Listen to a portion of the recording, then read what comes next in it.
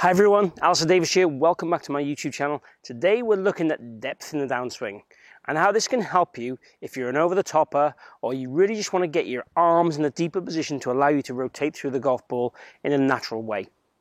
So we're going to go on the journey to give you a great drill to help you do this with ease pretty quickly. That's going to help improve your golf and lower your score straight away. If you're new to the channel, please hit the subscribe button down below and the notifications button. I'd love to have you on board to help you with your golf. Keep watching to learn how.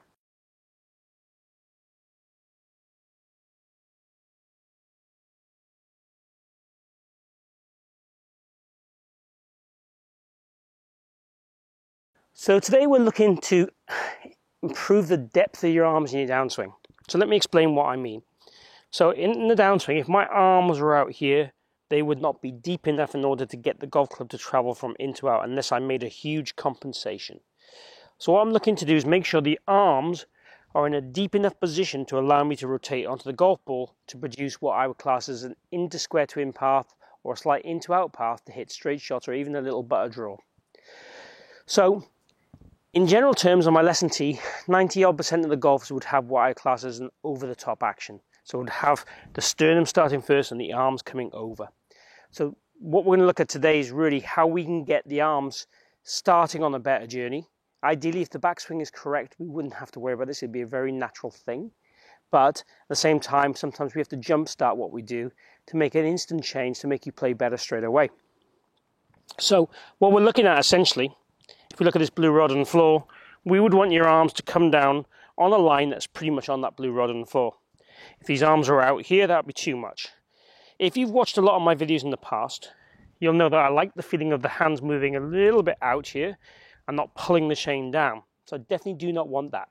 If I pull the hands down too deep, so nearer to my ankle line, you'll see how the shaft wants to tip this way.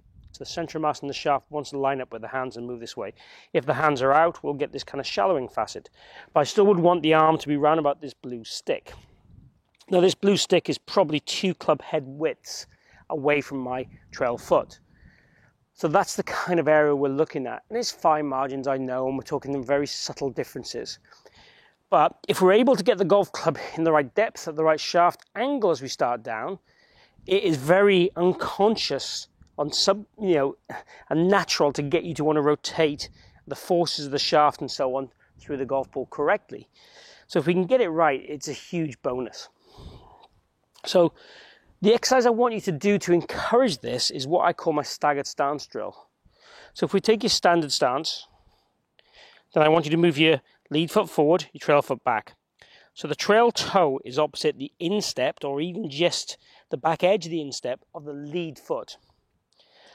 And I want you to swing back as normal, and then to feel that we would swing down massively on the inside here. So these practice swings are really good to do. You'll see where the club's hitting the ground.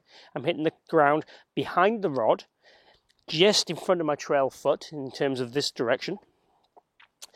And it's way inside the ball, so it has a huge depth to it. Now that would be the drill. So I'm happy with the drill if we overdo things to get us to change things. Feeding what we need, taking the prescription we need to make the change is the key things, always. So some people we'd have to overdo this. You might have to hit the ground back here, and some people you might have to hit the ground a bit nearer to the blue stick. But this drill for me gives you the feeling of turning behind the ball, keeping your forward bend in place so we can allow the club to work downwards more and behind the ball. So that would be the drill, and we're going to hit a few shots doing that now, but that would be the practice swings as well to go along with the drill. So if I take my address to the ball now, I'm trying to feel I'm going to do that in a swinging action. So slightly clean, it encourages a more showering angle of attack. Obviously if I turn onto the ball, which is harder to do with this stance, I will get more ball and turf. But what it encourages is that kind of slight push shot, and that one there I definitely pushed down the right hand side.